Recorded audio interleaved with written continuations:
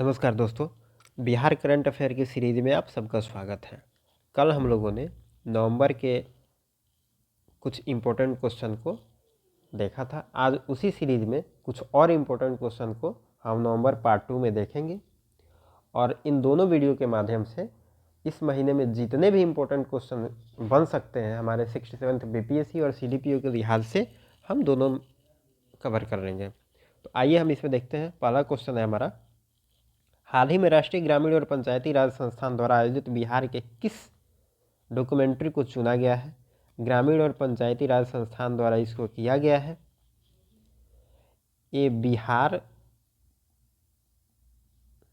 कृषि विश्वविद्यालय ने इस डॉक्यूमेंट्री को बनाया है। इस डॉक्यूमेंट्री का नाम है उम्मीद। ठीक है, ये जनजातियों के विकास को ये दर्शाता है और उनकी विकास यात्रा को ये अपने डॉक्यूमेंट्री में बताया गया है। यूट्यूब भी इसे क्रिएटर अवार्ड दिया है, तो इसलिए ये डॉक्यूमेंट्री बहुत इंपॉर्टेंट होता है और पूरे भारत में इस डॉक्यूमेंट्री को सेकंड स्थान मिला है। ठीक है, अब दूसरा क्वेश्चन देख लेते हैं। हाल ही में जारी राष्ट्रीय परिवार स्वास्थ्य सर्वेक्षण द्वारा जारी आंकड़ों के अनुसार बिहार का लिंगानुपात कितना है? ये बहुत अच्छा रिपोर्ट एक आया है। इसमें बिहार का जो लिंगानुपात है बढ़ के 1090 हो गया है। इसमें अगर शहरी बात करें तो शहरी क्षेत्रों का लिंगानुपात है 982 और ग्रामीण क्षेत्रों का लिंगानुपात है 1111। ग्रामीण क्षेत्रों का लिंगानुपात काफ़ी अच्छा है, इसमें 1111 है और शहरी का कम है थोड़ा, 982 है। अगला क्वेश्चन देखते हैं। हाल ही में जारी राष्ट्रीय परिवार स्वास्थ्य सर्वेक्षण द्वारा जारी आंकड़ों के अनुसार बिहार में कुल प्रजनन दर कितनी है? तो अगर हम भारत का प्रजनन दर देखें तो भारत के परिप्रेक्ष्य में ये 2.0 है और भारत में सभी राज्यों की तुलना में देखें तो बिहार का सबसे ज़्यादा है और बिहार का 3.0 है। ठीक है,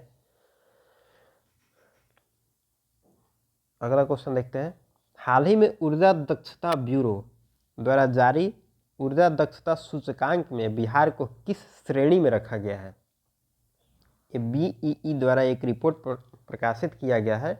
इसमें बिहार को आकांक्षी जिला में रखा गया है और एक रिपोर्ट इसी रिपोर्ट में जिसमें 30 से कम अंक जिसको है वो आकांक्षी है, 30 से 50 जिसको है वो प्रतियोगी में है। 4 कैटेगरी में बांटा गया है इनको। 50 से जिसको 60 है वो अचीवर्स है, मतलब वो अच्छा काम किए हैं, अचीवर्स है। और 60 से जो अच्छे हैं, 60 से जिनका अंक ज़्यादा है उनको रखा गया फ्रंट रनर में। तो बिहार का इसमें 30 से कम है, मतलब स्थिति खराब ही है कह सकते हैं, इनको आकांक्षी में रखा गया है। ठीक है, अगला क्वेश्चन है। हाल ही में देश भर में किए गए आध्यात्मिक स्थलों की लोकप्रियता में बोध गया का स्थान क्या है? हाल ही में जो आध्यात्मिक स्थलों की एक सर्वे किया गया, उस सर्वे में देखा गया कि बोध गया का स्थान है दूसरा और बोध गया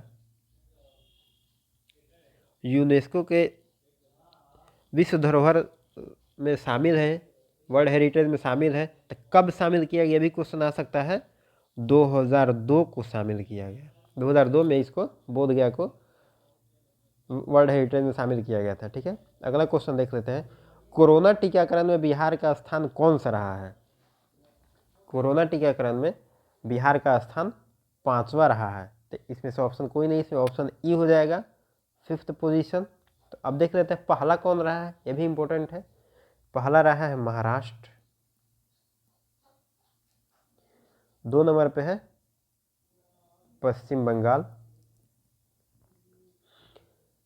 3 नंबर पे है नहीं सॉरी, इसमें 1 नंबर पे यूपी रहा है, 1 नंबर पे है यूपी, 2 नंबर पे महाराष्ट्र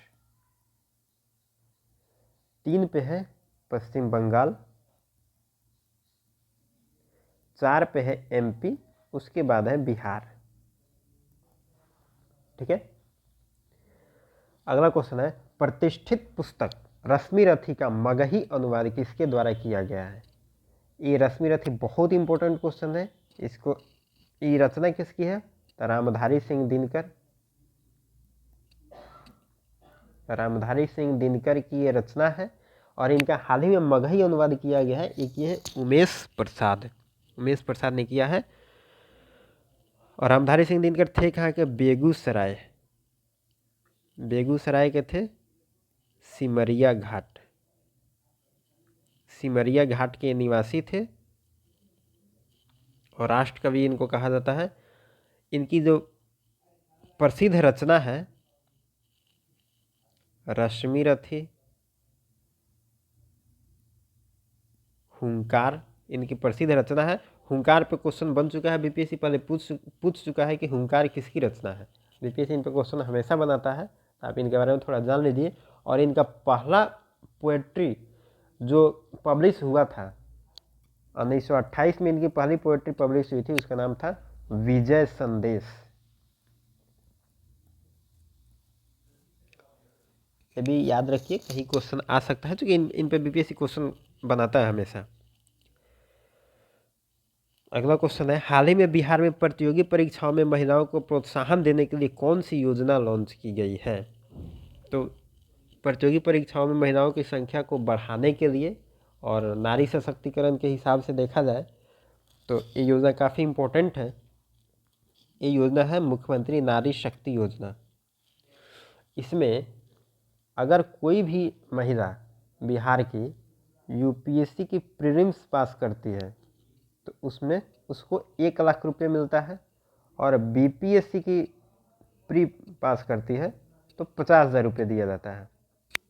बशर्ते शर्त है कि वो महिला बिहार की होनी चाहिए। ठीक है। तो ऐसी योजनाओं पे तो क्वेश्चन पिछली बार बना ही था, ये इम्पोर्टेंट है, बन सकता है। चलिए अगला क्वेश्चन देखते हैं।